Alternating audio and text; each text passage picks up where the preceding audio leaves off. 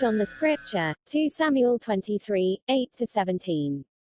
Psalms 23. Trusting in God, and friendship. Dwell in the house of the Lord forever. Hey, Chief, what you doing? Writing a psalm.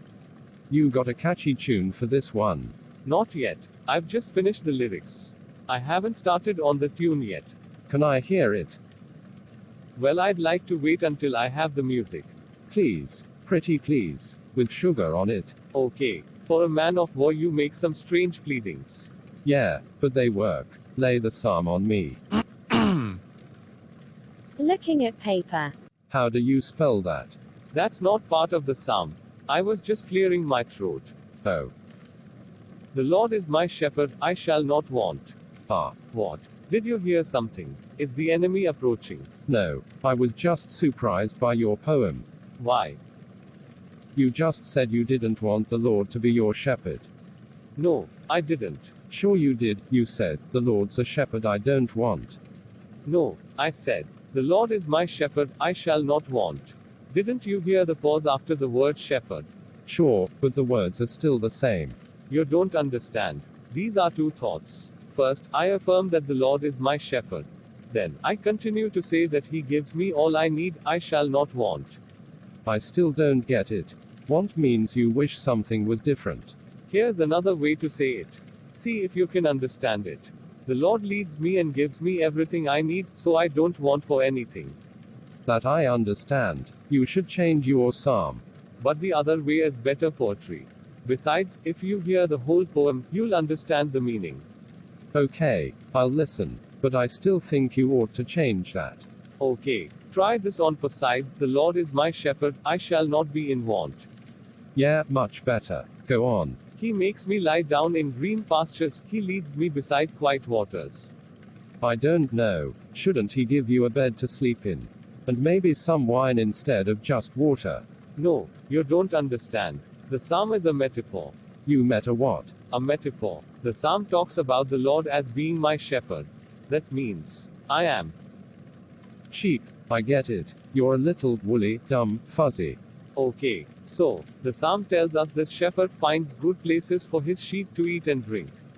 Green pastures and still waters. I get it. Metaphor. I'll have to remember that word. The Lord is my shepherd, I shall not be in want.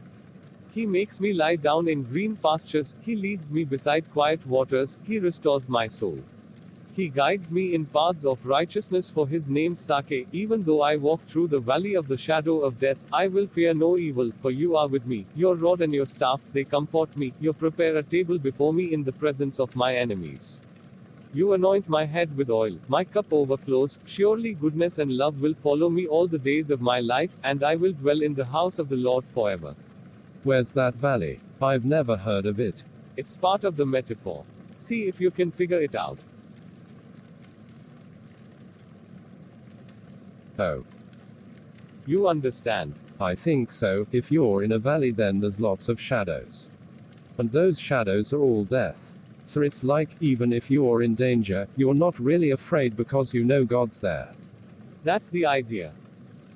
So that's why you haven't been afraid, even while Saul's been chasing you. That's it. Then, your men aren't important to you. You don't need us. Of course I need you. All of you. You men are part of the Lord's rod and staff to me. You are one of the wonderful gifts God has given me. But when Joseph, Bashabath, Eliezer and Shammah gave you a gift, you threw it away. No, I didn't. I made an offering to the Lord. It looked to me like you poured the water they gave you on the ground. Yes, I did it. Don't you understand why I did it? No. I was surprised that the guys weren't angry.